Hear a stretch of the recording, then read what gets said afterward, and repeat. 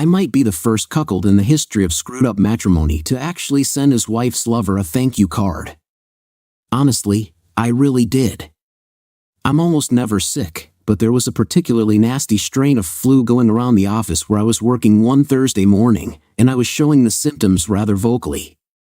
So, rather than infect the whole room, my boss sent me home. It was around noon, and I figured my wife, Beth, could nurse me properly, get me the chicken soup I needed, take my temperature, and generally fuss over me before putting me to bed. When I pulled onto the street where I lived and approached my house, I noticed a green pickup truck parked in the driveway. I really didn't think anything of it at that particular moment. I couldn't think of anything except how awful I felt. The vehicle wasn't familiar, and since it was taking up space where my beat-up SUV normally sat, I parked by the curb. I went in through the garage, which opened into the kitchen. There was no sign of Beth in the kitchen or the front den.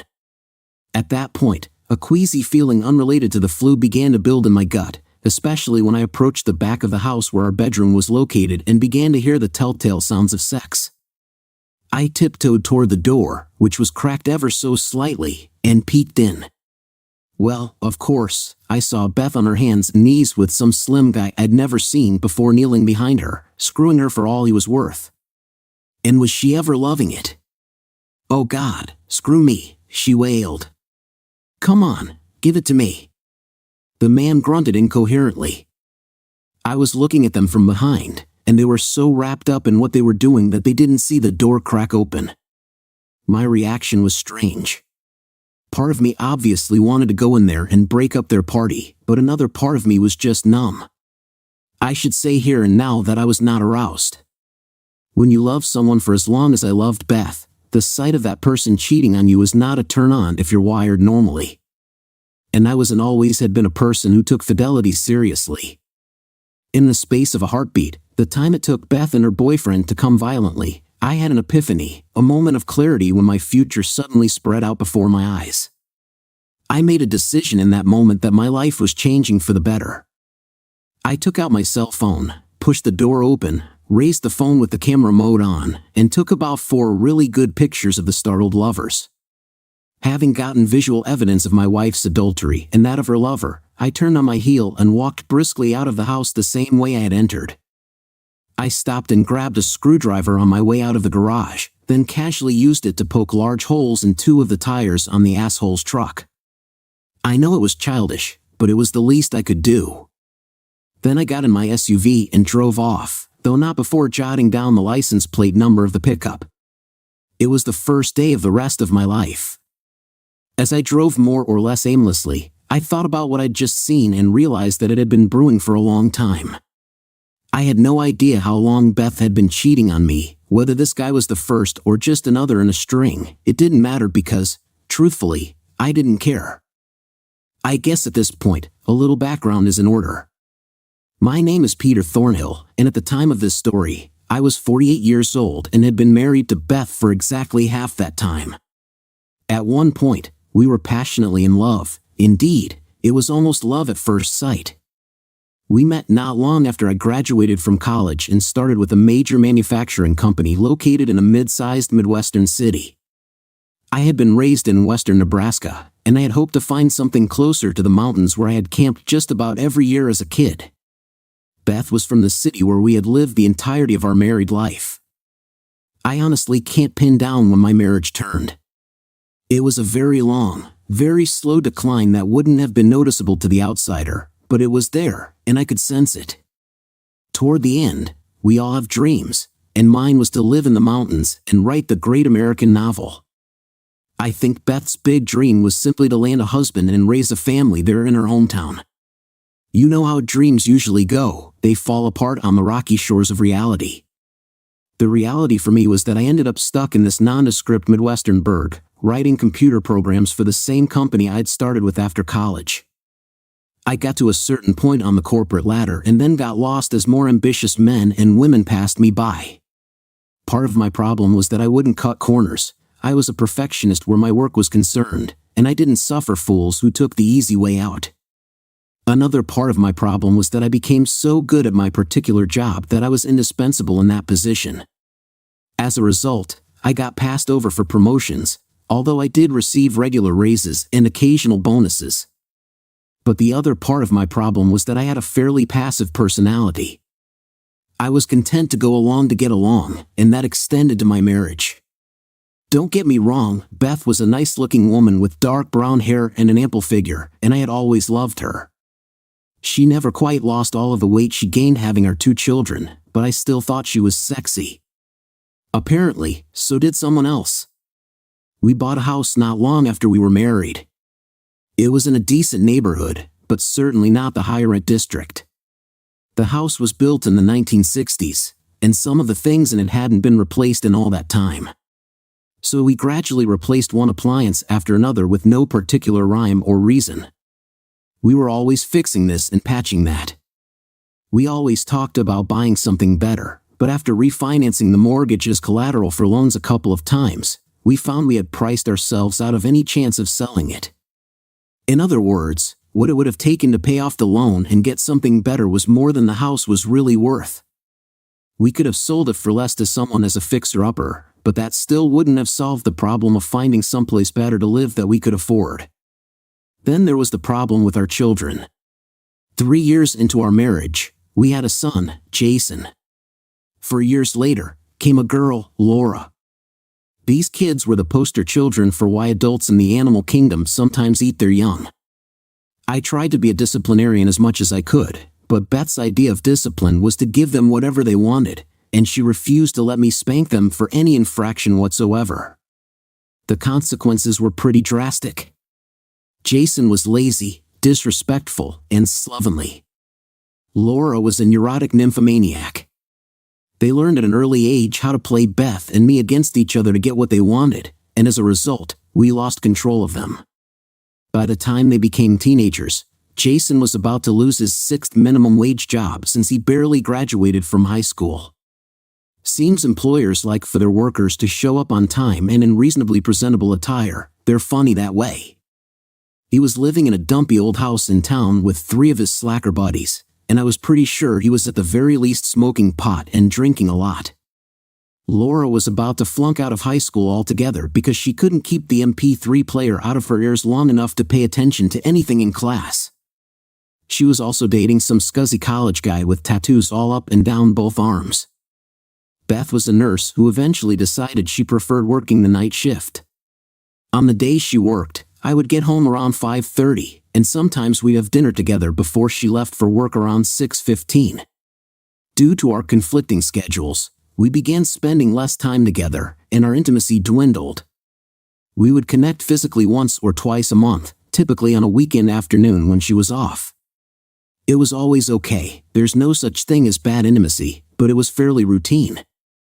We'd go through the motions, with me taking the lead, and it would usually end quickly. Occasionally, Beth would be in the mood and take the initiative, but those moments became increasingly rare. Things were relatively stable until about 18 months before this particular incident, when Beth's mood began to shift. She had always been a bit temperamental, but menopause seemed to hit her hard. She started finding reasons to avoid intimacy, at least with me, citing headaches, tiredness, or going to bed much earlier than I was ready for. Along with this, she began to criticize more often, finding fault in things I did or didn't do. Looking back on it, the signs were there, I just didn't see them.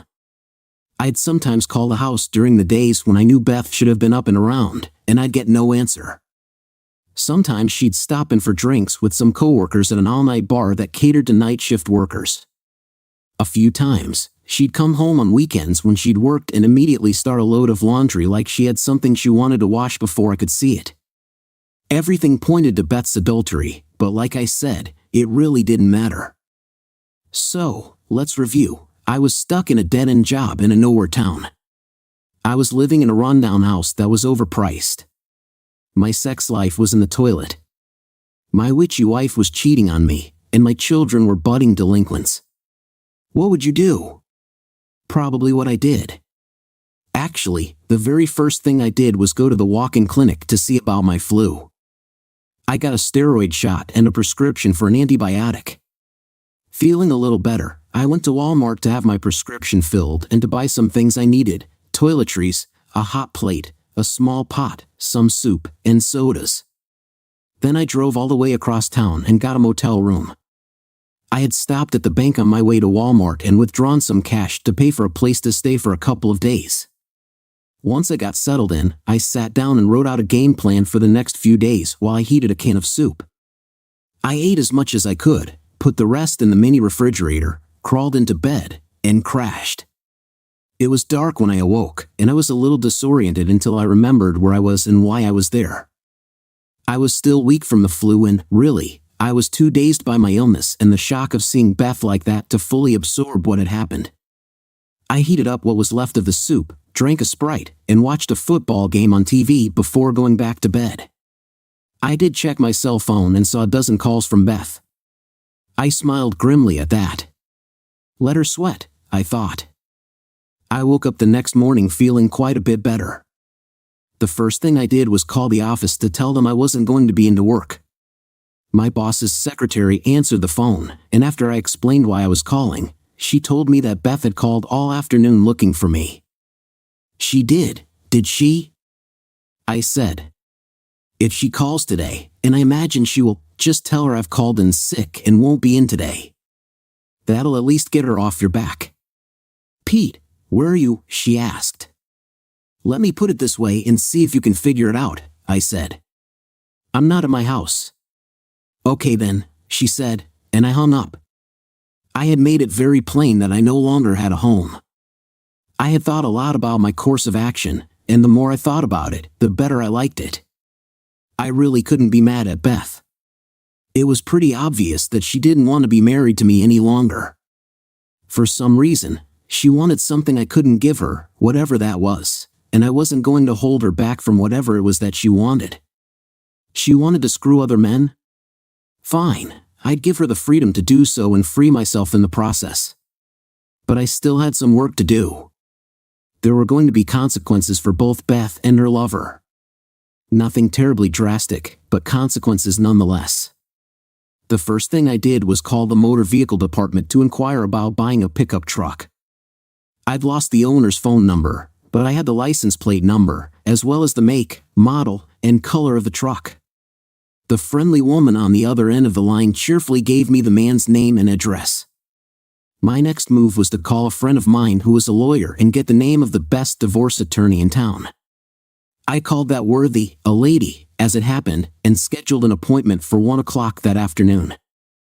I showered, then went down to the lobby for a very light breakfast before heading to the bank. I had 2 certificates of deposit that I had bought a number of years earlier. I cashed those in, withdrew half of the money from our joint savings account, and half of what little there was in the checking account. I put most of the money into a new checking account that I opened in my name only, along with a bank debit card. I walked out with a little over $4,000 in traveler's checks. I spent the next few minutes calling credit card companies to cancel all but one of my cards and have the accounts put in my name only. I also paid off the balances on each of those cards. The one I generously left for Beth, I didn't bother paying off. Let her worry about that one. Next, I went to a branch of the public library, where I bought some computer time. I took the 4 images I'd taken on my cell phone, downloaded them onto an email address I had, and printed out 2 copies of each one. I have to admit they were very clear and explicit. Then I looked up information on the fellow who'd been with my wife the previous afternoon, one Clark Slater. I found out he was married, so I jotted down his wife's name. I then put a copy of the pictures with a note attached, letting her know where I could be reached for more information, into an envelope with her name and address on it. I went to the post office, bought some stamps, and mailed it to her. Then it was time for my appointment with Gray Shaw, the attorney. I told her what I'd done and what my plans were, and she just nodded her head. When I showed her the pictures, her first question, however, was one of caution. Divorce seems like a pretty drastic step on such short notice, she said. Are you sure you don't want to try to work it out? What's there to work out? I said. My wife has a lover, and I don't want to stand in the way of true love. I have some places I want to go and some things I want to do with my life, and staying here with a cheating wife isn't part of those plans. In the end, I agreed to a legal separation for 90 days. The divorce papers were drawn up, and if after 3 months I was still determined to end my marriage, then the papers would be filed and Beth would be served. Now, if you go forward with the divorce, what sort of settlement do you want? Grace asked, what sort of settlement do you want? I've already taken half of the liquid cash in our bank, I said. She's got a 403(b) that she's paying into from her work. She can keep that, but she also doesn't get any of my 401(k) either. She can keep the house, the mortgage is in her name anyway, and I don't want it. If she does sell it, though, I want half of all proceeds from the sale. Okay, Mr. Thornhill, I guess that about covers it, Grace said. I'll look forward to hearing from you in about 3 months. My last stop was to the office, but not to work. I walked into the Human Resources Department and asked about what would be involved in taking early retirement. I had 26 years with the company, so I had a good bit of retirement built up. I was told I could begin drawing on my retirement pension when I turned 60, which was 12 years away. I frowned at that but brightened when I asked about cashing in my 401(k). Of course, the lady at HR strongly discouraged that because of the hefty tax penalty I'd have to pay. Nevertheless, if I wanted, I could get an immediate cash out of approximately $65,000. I thanked the lady and headed back to my motel. I was tired, and after fixing another pot of chicken soup, I went to bed and slept for nearly 7 hours. It was after midnight when I awoke, and I knew I now faced the hardest part of my day, going back to the house and collecting my things. Beth was supposed to be at work, but I wasn't sure if she'd actually gone in. As it turned out, she hadn't. Beth was asleep when I slipped in quietly, and the house was silent. Apparently, Laura was so concerned about my whereabouts that she'd gone out, like she always did on Friday nights. I wondered if the kids would even miss me when I was gone. Probably not. The first thing I did was get what I needed out of the garage: tools, camping gear, and other assorted useful items. I went into the little office area and got my laptop. I plugged it in and downloaded some files from the home PC onto the laptop, then carried it to my vehicle. I had a couple of boxes with me that I loaded with CDs, a portable player, a lot of books, and some mementos that meant something to me, including a few pictures, though none of Beth. After I loaded that stuff into my vehicle, I got some suitcases out and walked softly into my former bedroom. I was about halfway finished with packing when I heard a small gasp behind me and then Beth's voice. "Peter, where have you been?" she said. "I've been worried sick about you." "Have you now?" I said, trying to keep the anger out of my voice. "What are you doing?" "Beth," she said. "What's it look like I'm doing?" "Packing," I answered sarcastically. "Packing," Beth said in a trembling voice. "Give that girl a gold star for brilliance," I said. "Peter, I'm so sorry," she began. When I stopped her, I said, "Beth, I don't want to hear your excuses or your apologies. It really doesn't matter why or how or even who, although I do know that much. You want to love someone else? Fine, I'm letting you. But I don't love him." "I don't want him," she began. "I love you." "I don't want him." "I want you." "Could have fooled me," I said in an acidic tone. "It sounded to me like you wanted him pretty badly yesterday afternoon. Let me see if I can recall the exact words. Oh God, screw me. Isn't that about it?" Beth just buried her face in her hands, sobbing uncontrollably. I looked at her evenly. Whatever brief flash of anger I'd had was gone, replaced by, I'm not sure, pity? No, not that. Disdain? Maybe a little disgust? Yeah, a bit. But mainly, I realized that the biggest thing I was feeling was emptiness. I realized in that moment that I didn't have any feelings for her whatsoever. I just didn't care anymore. I finished packing and let her sob into her pillow. It wasn't until I started out the bedroom door with the suitcases that she jumped off the bed and tried to stop me. "Wait!" Beth cried. "Don't leave me. Pete, please, can't we work this out? Please, I'm sorry. It wasn't anything. It was just sex." I just stared at her silently as I carefully extricated myself from her clinging arms and walked to the front of the house. Beth followed me, sobbing hysterically. I pointed out the notice of legal separation sitting on the kitchen table among the dirty remnants of that night's pizza dinner. "I'll be back in 3 months, mid-December," I said. "If I'm still thinking then like I am now, I'm following through on a divorce. I will let you know generally where I am, but I'm leaving, and I'm not sure yet where I'm going to be. Goodbye, Beth. I'll see you around." "Pete, no!" Beth cried as I walked out the front door with my suitcases. I didn't look back as I climbed into my vehicle and headed back across town to my motel room.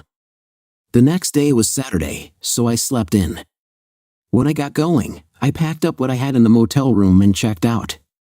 At $85 a night, the motel was a little steep, and there was a place near my office that catered to visiting business people. They had long-term rates that were considerably cheaper than the average motel.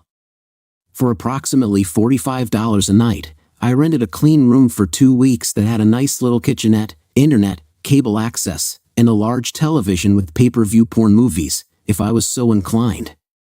I did sample the sexy wares being offered on the TV, but mostly I kicked back and indulged in football all weekend, doing absolutely nothing else. Then I went to work the next Monday morning. The first thing I did was walk into my boss's office and hand him my letter of resignation, effective in 2 weeks. Needless to say, everyone at the office was stunned. I'd been there so long and in the same job that I guess I'd become part of the landscape. My boss, for one, was in a panic.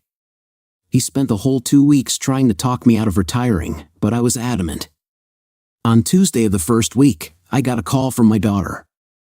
It was a rather enlightening conversation. "Daddy, why are you leaving us?" Laura asked. "You'll have to ask your mother that," I replied. "She said to ask you," Laura said. "Okay," I said. Thursday afternoon, I caught her in bed with some other man. I was sick with the flu, took off work early, and there she was. "I've got the pictures to prove it." "Wow," Laura said. I didn't think she had it in her. "Well, that explains why she's been so weepy. Daddy, she's a basket case. She just sits around crying and cursing herself. You know, she called in sick all 3 days this weekend." "Look, tell your mother to get a grip on herself," I said through clenched teeth. "If she thinks she can guilt-trip me into coming back to her, she's very mistaken. I've already put in for my retirement, and a week from Saturday, I'm out of here. After that, what she does, what you do, and what your derelict brother does are none of my concern." "Well, I love you too, Dad," Laura cried.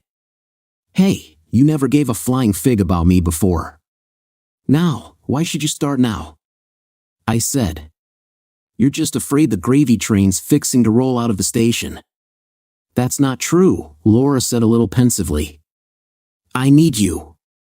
You're the only one in this house with any sense, and I don't know what's going to happen without you." "Oh, I'm sure you'll manage," I said.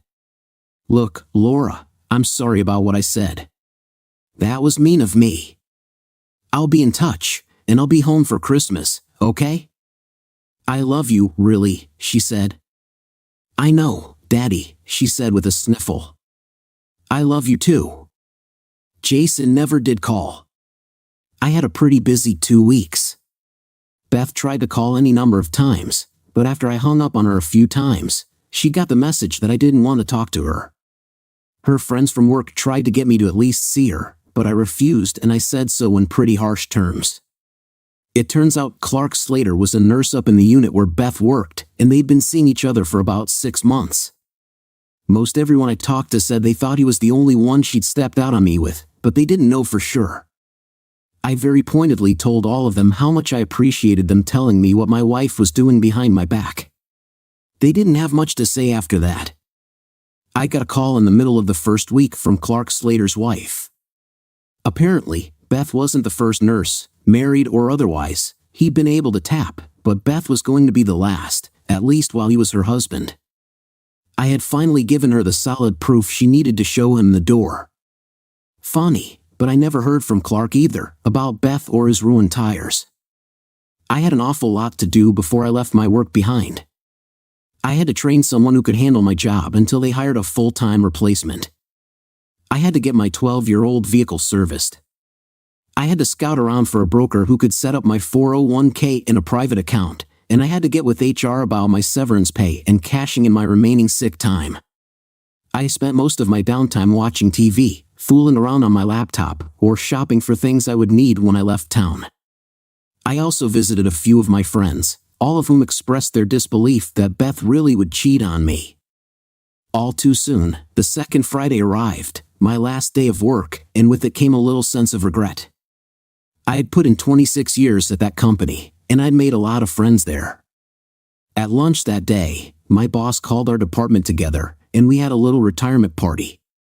That's when I finally lost my composure.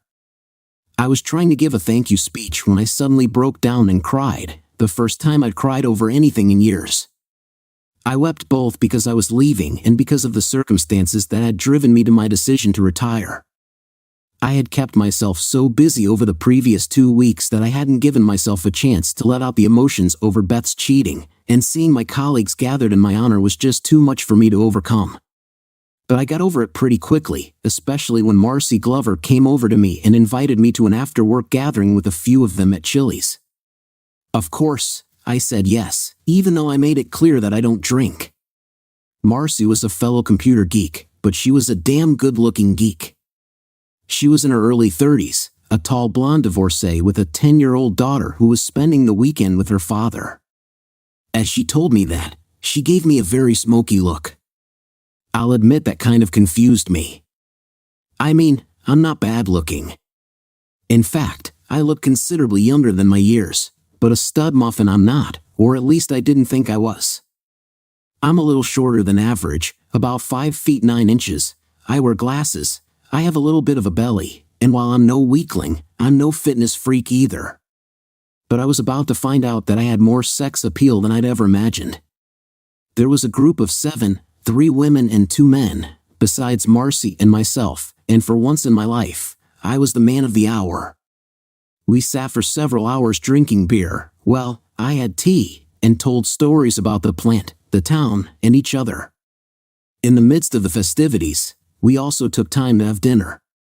As the night wore on, I was sitting next to Marcy, and it became rather obvious that she was coming onto me. She was sitting real close, putting her hand on my thigh or on my arm. I couldn't decide whether she was just doing that because she was drunk or whether she was serious. Finally, about 9 o'clock, we started drifting our separate ways. I wanted to get an early start the next day and got up to leave. Then I looked over at Marcy and saw that she really shouldn't drive home, so I offered her a ride.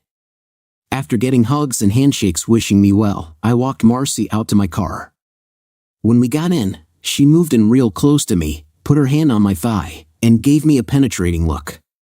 "I'm really not all that drunk," Marcy said. "I just wanted you to give me a ride, and not home either." "So where do you want me to take you?" I said, deliberately playing dumb. "Take me to your motel," she said, and she pulled my face around and kissed me hard and deep. "Marcy, you don't have to do this," I said when we broke apart. "I mean, yeah, I'm lonely, but I don't want any sympathy." "Sympathy's got nothing to do with it," she said. "Pete, I've had the hots for you ever since I started working there, and I've finally got a chance. I'm not passing it up." "You've had the hots for me?" I said. "Come on, Marcy, look at me. I'm a fat, gray-haired old man." "In the first place, you're not fat," she said. "In the second place, your hair makes you look sexy. In the third place, you're very good-looking, and in the fourth place, you're one of the nicest men I know. You're one of the few men in that building who's never made a pass at me or any of the other gals, for that matter. Trust me, we've noticed. You've always been a gentleman." "I've always been a married gentleman," I said with just a trace of bitterness. "Look, you're going off tomorrow, and you deserve some TLC before you go," Marcy said. "Now are you going to take me back to your motel and screw me or not?" I laughed then and started up my vehicle. The truth is, I'd had many fantasies about Marcy Glover, but I always figured she was out of my league. Besides, I was a married man who believed in fidelity. Technically, I guess I was still married, but I was already legally separated, and in my heart, I knew my marriage was over. Marcy Glover was offering me her body, and I'd be damned if I was going to pass it up. As soon as the door to my room closed, we were instantly drawn to each other, kissing passionately, our hands exploring one another. It wasn't long before I found myself admiring Marcy's slender figure as she sat back on the bed. Her presence was captivating. I was ready for the moment. It had been over a week since I had any real release, so I was eager for what was to come. This experience felt different, though. Marcy was much more engaged than I had been used to, at least in my previous experiences. We held each other close, moving together in harmony, each of us focused on the other's pleasure. I could see the anticipation building on Marcy's face as she approached another peak of satisfaction. I leaned back on the bed, watching as Marcy sat up and carefully adjusted herself for what was to come next. "Thanks," I said. Beth would never let me do that. She thought it was demeaning. "I can see where some women might think that," Marcy said. "Personally, I love it." We lay back on the bed and rested. Then I made love to her again, this time a little more leisurely. After that, we fell asleep together. We made love one final time with the pale light of dawn filtering through the drapes. Then we got up, showered, and dressed. Marcy helped me pack. Then I checked out and drove her back to where her car was parked. Before she left, she gave me a very soft kiss and then stared into my eyes. "Pete, all I can say is your wife's an idiot," she said. "She doesn't know what she's thrown away." "Well, I guess sometimes you get used to someone and get in a rut," I said. "I probably let things slide too much from my side. You know how it goes." "Yeah, I guess I do," Marcy said. "Pete, I hope you find what you're looking for. But if you ever decide to come back here for any length of time, look me up. I guarantee I'll treat you a hell of a lot better than Beth did." "Thanks, Marcy," I said. "I'll stay in touch. You never know what's going to happen. You take care, okay?" "You too," she said. "You be careful." With that, I was off. I put my vehicle on the interstate headed west and didn't look back. I was off alone to travel the country with no plans, no itinerary, no agenda. I had some places out west I wanted to see, some things I wanted to do, but I had no particular schedule. I would go wherever my nose led me. It was something I'd wanted to do for years, but had never been able to do. Either I couldn't afford it, I had family concerns, or work concerns. Now I had none of those things holding me back. My first destination, however, was my old hometown. I wanted to spend a few days with my folks, who were starting to get on in years, and I also wanted to see some old friends. I ended up seeing one I hadn't counted on, and it was a delightful experience. My parents were disappointed to hear that Beth and I were splitting up, but my mom also said she wasn't surprised. "She just hasn't seemed very happy the last few times you've been here," Mom said. The following Monday, I was in the supermarket picking up some supplies for my trip when I heard my name being called. I looked around and a big smile creased my face as I saw a blast from my past. It was Dolores Valdez, a curvy woman I went to school with. She was actually a year behind me, but we always seemed to have a class or two together every year, and we got to be friendly. At the time, Dolores was a hot number who was a little too fast for me, but time had slowed her down a bit. She had learned the hard way that the fast life wasn't always the good life, but time had still been generous to her because she was still a stone beauty. If anything, age had made her better looking than when she was in high school, softening her features and adding a little padding in strategic places. She was a little shorter than average, with thick dark hair and expressive brown eyes. Of course, her figure was still sexy. She had moved back to town after divorcing her second husband and was an assistant manager at the store. She lived alone in a small house in a quiet neighborhood not far from her daughter's family. We chatted for a few minutes, catching up on our lives. When I told her I was divorcing my wife, her eyes lit up.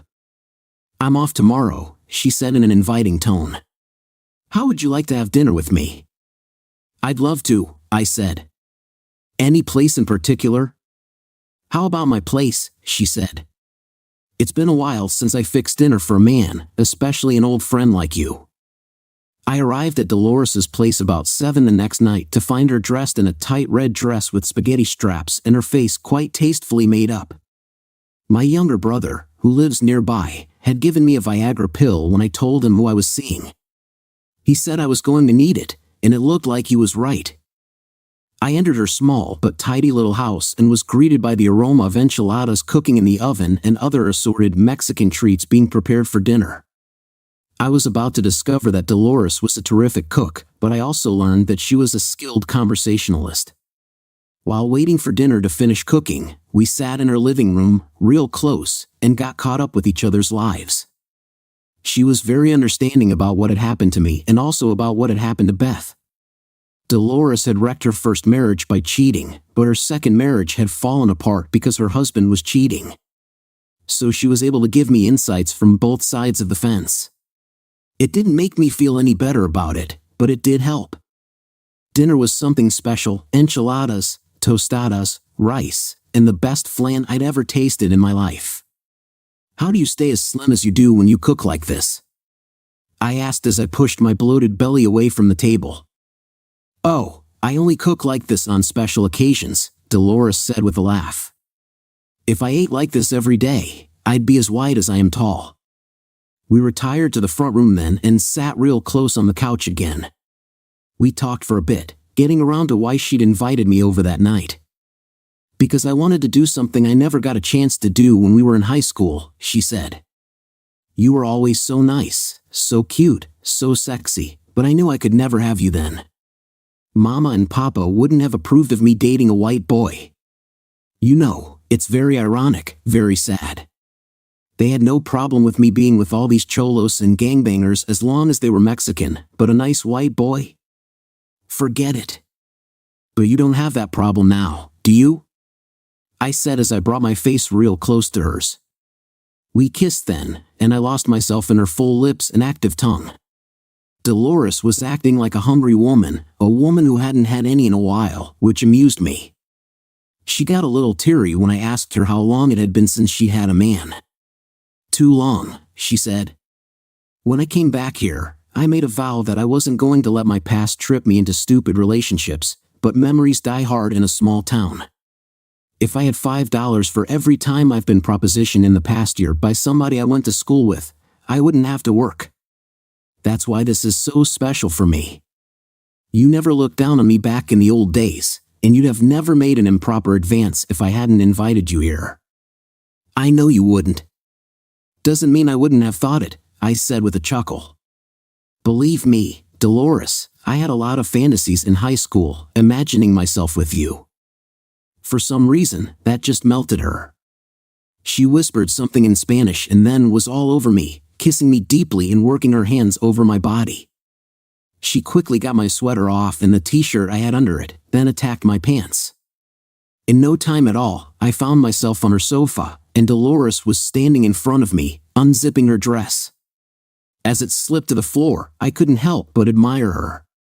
The contrast between her dark hair and her pale skin was striking, especially with the garter belt, hosiery, and heels she still wore. I reached up, gently touching her as she leaned in to kiss me with urgency. I want you, she said with desire, and I certainly wasn't going to disagree. I wanted her too. Hearing such words from a woman like Dolores, especially after my experience with Marcy, gave me a significant boost in confidence, reaffirming that I still had plenty to offer. Dolores kissed me passionately and whispered in my ear, expressing her desire for me to be close to her. Never let it be said that I don't give a hot woman what she wants. When I was satisfied, I lifted myself up, then collapsed onto her back and laughed in utter contentment.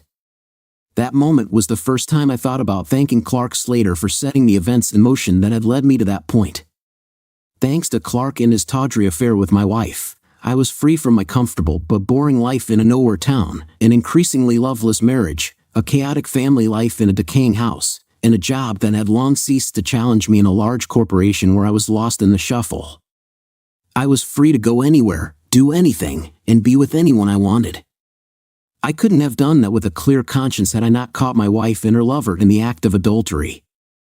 After catching our breath, Dolores and I retired to her oversized bathtub, one of the few extravagances she'd indulged in since returning to town, where we spent a long time bathing each other and kissing. We ended up making love again right there in the bathtub, then moved to her bed and made love once more before we finally passed out from well-sated exhaustion. The next day, I spent time with my family. Then, I set out in earnest the following day. As I drove, I reflected that it had been exactly 3 weeks since I'd caught Beth and Clark. 3 weeks that had completely changed my life. This trip was the first step in living my new life. Over the next 3 months, I wandered the western half of the country, seeing places I had only read about. My first stop was Mount Rushmore, followed by a couple of days exploring the site of the Battle of Little Bighorn. I walked the grounds and communed with the ghosts of Custer and the 7th Cavalry, as well as Crazy Horse and his warriors. After that, I drove to Jackson Hole and camped out for a week and a half while touring Yellowstone and the Grand Tetons. I had to laugh when I got my first look at the Tetons, thinking that the French who named them must have been awfully hard up to see women's breasts in those jagged peaks. From there, I drove up to spend some time in northern Idaho, camping on the banks of Lake Pend-Oreille. I had been there once before as a teenager at a Boy Scout jamboree in 1969. In fact, my fellow scouts and I were among the few Americans who didn't see the first moon landing because we were camped well away from televisions. While there, I fished the lake and hiked the trails, enjoying the cool mountains of the northern Rockies. When I woke one morning in late October to 3 inches of snow on the ground, I knew it was time to move on to more temperate climates. I went to Seattle, then down the Pacific coast through Oregon to spend some time in the Napa Valley. Yes, I did sample some of the excellent wine the area produces before heading to Yosemite for several days. After that, I visited an aging aunt and uncle in the Los Angeles area and achieved a long-held desire to see Southern Cal play UCLA in the Rose Bowl, one of the truly big rivalries in college football at one of the most historic stadiums in the country. I also spent a day at the beach in Venice, getting an eyeful of all the California hard bodies that hang out there, wearing very little. While in a gift shop across the street from the beach, I saw a postcard and got the wicked idea of sending one to my wife and her lover. It showed 4 very nubile, scantily clad women with the heading that read, "Greetings from Venice Beach."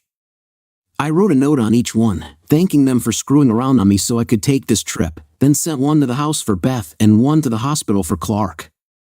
That was the weekend before Thanksgiving, and it was time for me to get to where I really wanted to go. My best friend from high school lived in Durango, Colorado, a beautiful mountain town not far from the Four Corners. He and his wife had started a small business and needed someone to help with computer marketing and other cyber-related tasks. It was perfect for me. He owned a small house that he'd been using as a rental property where I could stay, and he offered a flexible work schedule that would allow me the freedom to go wherever I wanted, whenever I wanted. I had spent a lot of spare time on the road doing a lot of writing and had the makings of a pretty good book.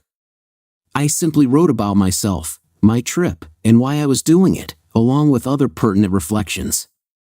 Once I completed my business with Beth and settled in Colorado, I'd have time to polish my work.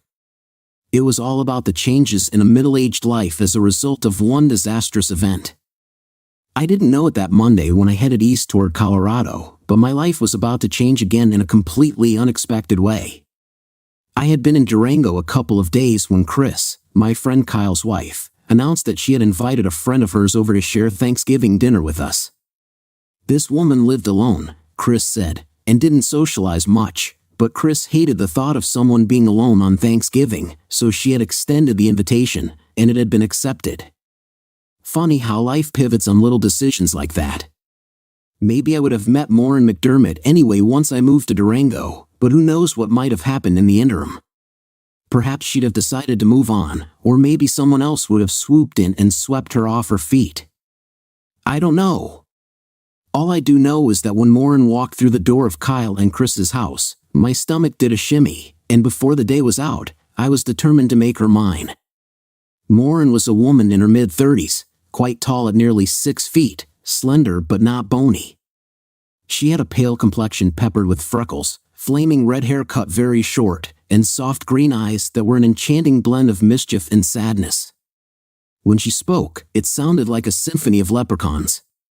Yes, she was a full-blooded native of Ireland who had come to the States with an Irish dance troupe, one of those river dance groups, and had settled in Denver. She had moved to Durango about a year earlier after breaking off an engagement 2 days before the wedding. It seemed she had caught her groom-to-be at his bachelor party in the act of screwing a stripper who had been hired for the night. She hadn't intended to crash his party, but she and a couple of her girlfriends had been on their way to breakfast after their own party when she happened to pass a strip club and saw her fiancé and his group coming out. One of the girls from the club was wrapped around her betrothed, and she decided to follow them to see what happened. It had been an emotionally scarring event, one more blow in a life that had seen plenty of them. Her father had been an alcoholic who beat her mother until they fled him when Maureen was 15. After he started beating on her, she said, her father stalked them relentlessly until the police finally stepped in and he was charged and convicted of spousal abuse. She had subsequently been assaulted while on holiday in London when she was 22 and had her heart broken several times after that, culminating in her fiancé's cheating. I think the reason we hit it off so well was because we both understood what cheating was all about. Over the previous weeks of traveling, I had thought a lot about Beth and what she'd done, and I couldn't get past the inconsistency of her protestations of love for me with the image of her in bed with another man. She had cheated on me and our marriage, and I didn't have a clue as to why. I had been telling myself all along that I didn't care, but that wasn't entirely true. I did care. I wanted to know what had happened to the love we'd once shared and why Beth felt she was entitled to take a lover on the side, knowing how I felt about fidelity. I did keep up with what was going on back home, mostly through emails to and from Laura, who seemed to have decided at this late date to repair our relationship. She was plainly worried about Jason, who had indeed lost his job and was begging Beth to let him move back in. I spoke to Beth a couple of times briefly, but whenever she started to get weepy or tried to apologize, I cut her off. I did promise her that I would sit down and listen to her when I got back. It wasn't going to change anything, but I wanted to hear what she had to say. Nothing was going to change my mind. By then, I had made my decision on what I wanted, and I wanted to live in Durango. As a result, I spent 3 weeks getting settled in my new home and helping Kyle and Chris with their business. I was also spending a lot of time with Maureen. We talked long and deep on Thanksgiving night about everything, to Chris's amazement and delight. When I walked with her out to her car, we looked at each other and kissed. There wasn't a lot of passion in it, but there was a lot of promise. Over the 3 weeks I was there before returning home, or rather, my soon-to-be former home, we dated probably a dozen times and grew more intimate. I knew I had to be careful because of Maureen's past. She had been hurt badly by men and was wary of being hurt again. But the more I got to know her, the more I realized that despite her history, she was a woman with a hot-blooded nature. She was a dynamite kisser with lips that were just full enough to enjoy and a tongue that knew what it was doing. Waiting was excruciating because the more time I spent with Maureen, the more I wanted her. She was so sexy, so sensual, and yes, so needy. But I understood her need to be cautious and respected her desire to take it slow. My patience was rewarded the weekend before I was scheduled to head back to finish my business with Beth. Kyle and Chris wanted me to get a real taste of Colorado, so they planned a 4-day ski trip. There's a nice ski resort right outside Durango, and Purgatory is really close, but they wanted me to enjoy the whole ski experience. They pulled some strings with a friend of theirs in the real estate business, who helped us get a nice 2-bedroom condo in Telluride, about 70 miles away. I was having dinner with Maureen one night a few days before we were to leave when the subject of the trip came up, and she asked what she should bring. I just kind of stared at her, and she gave me a Mona Lisa smile. "You knew I was going, didn't you?" she said. "I was hoping, but I didn't know if it was my place to invite you or not," I said. "You know, the condo only has 2 bedrooms, and that's a problem." "How?" she said, smiling a little wider. "Are you sure?" I said, taking her hands and looking deep into her eyes. "Very sure," she said. "I knew you were the one I'd been looking for all my life. The first time I met you, I knew." You know your heart. You're a good man, Pete, and you deserve to be happy. I think I can make you happy. Did she ever? We drove up to Telluride on a cold, clear Thursday morning. The early winter snows had been heavy in the high country, so we figured the skiing would be good, and it was. I had been skiing once before, a long time ago, when a group of us from college spent a week at Vail. Morin had been skiing once before as well, the previous season, with Kyle and Chris. Despite that limited experience, Morin and I took the one-day ski school that was recommended before we tackled the slopes on our own. Once we'd been taught the basics, she and I had a blast going up and down the mountain. We prudently stayed away from the black slopes, the expert trails, but we did try a few of the blue trails, the intermediate slopes, and found we could handle them with a fair bit of skill. It was bracing to spend time on the mountain with a woman I had come to care about quite intensely. I wasn't sure yet if I was in love or if she was in love with me, but we liked each other a lot and were comfortable in each other's company. We ended that first day sore and tired, but it was the good kind of soreness and the pleasant tiredness that comes from having a lot of fun. The four of us ended up at a nice, modestly priced restaurant for our post-ski dinner, and we toasted our rapidly cementing partnership in every sense of the word. When we got back to the condo, I showered and then sat back on the large waterbed with a book I'd been reading while Morin took a long bath. I was toying with the idea of joining her but decided not to be pushy. I wanted her to make the first move. I'm glad I did. She came into the bedroom smelling like peach blossoms, clad in a long, moderately heavy robe. She stood just inside the door and smiled at me. Slowly, she undid the sash of the robe and let the sides fall open. "See anything you like?" she said, her soft Irish brogue sounding ever so sexy. I just nodded as I feasted my eyes on Morin's tall, trim body. I rolled off the bed and approached her, my hands gently caressing her as we came together, sharing a slow, smoldering kiss that grew in intensity. It felt like we were in a dream, as I softly ran my hands over her body while she removed my t-shirt and lowered my pants. We moved to the bed and lay down, our bodies naturally coming together. Our hands found each other, and unlike my previous encounters, there was no urgency, just a sense that we had all the time in the world to explore and cherish each other. We kissed again, and this time, when we pulled apart, Morin gently pushed me onto my back and began a slow, sensual journey down my neck to my chest. Her touch was so deliberate, so intimate, that it drove me to the edge. I wanted to love this woman completely. We kissed again, this time with more passion. I gently rolled her onto her back. The sight of Morin McDermott, waiting expectantly, is something I'll never forget. She lay back on the bed, her eyes filled with desire. As I began to make love to her, I took my time, wanting us to reach that moment together.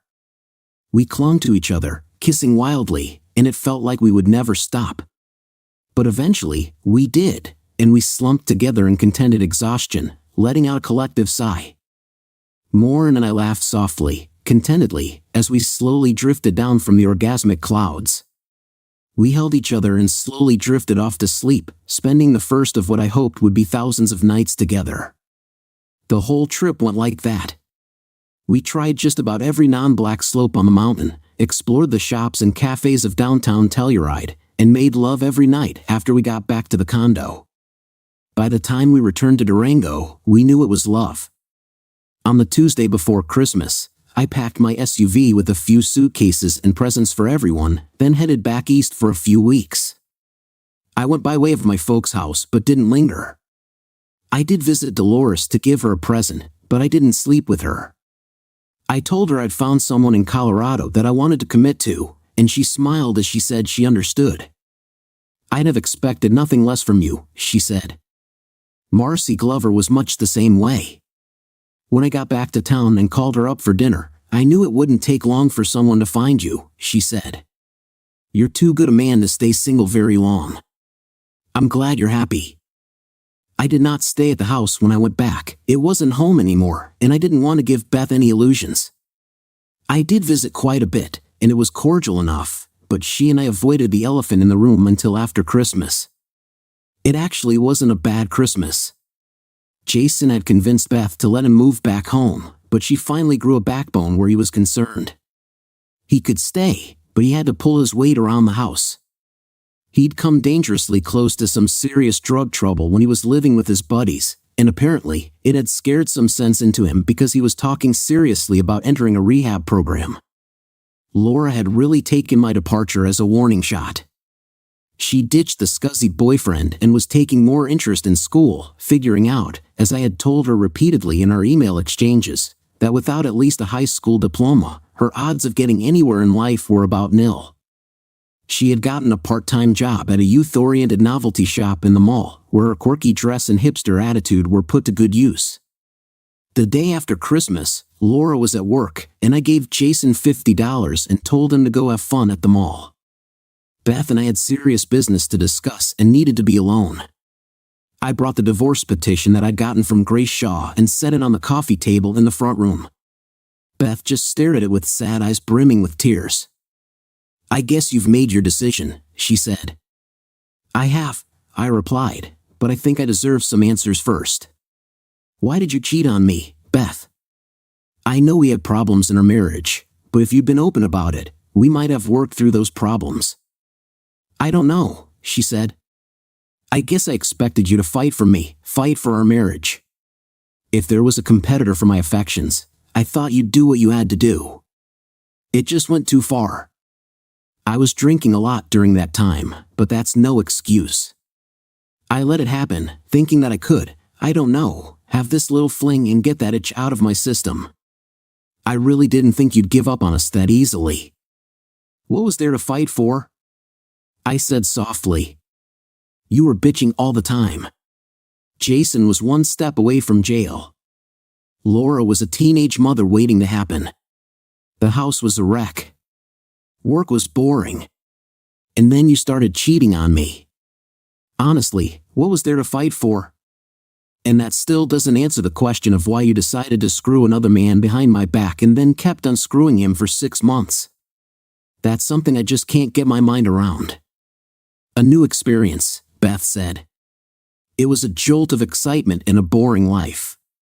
I guess I just needed something more. But Pete, you have to believe me, I've never stopped loving you. You were always the number one man in my life, and you always will be."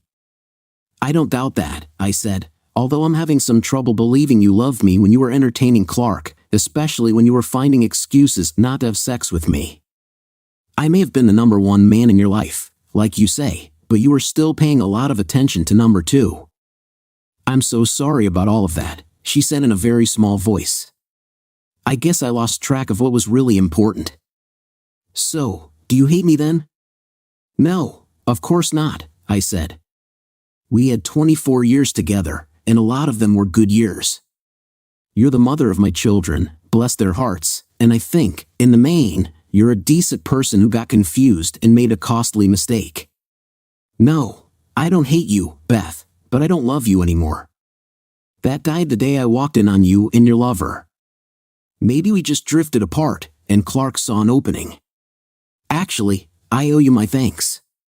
What you did provided the spark that allowed me to have a new life, doing things I always wanted to do in places I always wanted to be." "Well, it certainly agrees with you," she said. "You look great. You do deserve to be happy, I guess. And I guess I deserve to be miserable, don't I?" I said as I watched Beth finally lose her composure. I didn't want to, but I went to her then and held her one last time, letting her cry. After she calmed down, she signed the divorce agreement. Since we were in a no-fault state and we were divorcing on the nebulous grounds of irreconcilable differences, the divorce would be final after 60 days. I stayed a couple more days to pack up the rest of my things and to visit with the kids. I was still worried about Jason, but it looked like Laura was going to be all right. She had found her niche in retail sales and seemed to have gained a newfound respect for me. On the next to last day of the year, I said my final goodbyes and headed off to settle in Durango for good. That was 3 years ago. Kyle's business started to take off in that time, and I found the variety of tasks I was asked to perform quite stimulating. I spent a lot of time polishing up my book, and when I had what I believed was a finished product, I started shopping it around to publishers. I had to endure a half-dozen rejections before I found one that liked it. The book received some nice reviews and managed to make the lower end of some bestseller lists. It's on its third printing and still sells modestly. I'm working on a second book, a novel about Custer, and I have a computer full of odds and ends, essays, and ramblings that I may or may not ever get published. It doesn't matter. I'm expressing my creative side in a way I never did before. Morin and I fell deeper in love, and 8 months after we met, we were married in a small ceremony in Durango. Laura came out for the wedding, and she and Morin became friendly. Laura was promoted to manager of the store where she'd been working and seems to be doing well. A year ago, I was blessed with another child when Morin delivered a baby boy. You cannot fathom how much I appreciate a second chance at fatherhood. Beth hasn't remarried, although she does date some. She's filled her life with working on seriously fixing up the house, which gives her something to occupy her time when she's not working. We've stayed friends and still talk occasionally, mostly about what to do with Jason. His commitment to sobriety didn't take, and he fell deeper into the spell of drugs. He's currently incarcerated after being convicted of manufacturing meth for sale with his old roomies. Our relationship blows hot and cold, but at least we have one. There are those who say adultery is a devastating thing that destroys lives, and I guess in one sense, that may be true. It certainly destroyed my old life. But out of the bitter ashes of that cheating came a new, far better life for me. I'm living the life I always dreamed about when I was growing up, in a place where I always wanted to be. That would not have happened had I stayed married to Beth. She did me a favor when she started cheating on me, and as a result, I was liberated to follow my own path. The best revenge is living well, and I'm living a pretty damn good life because of my ex-wife and her lover. Thanks, guys. I needed that.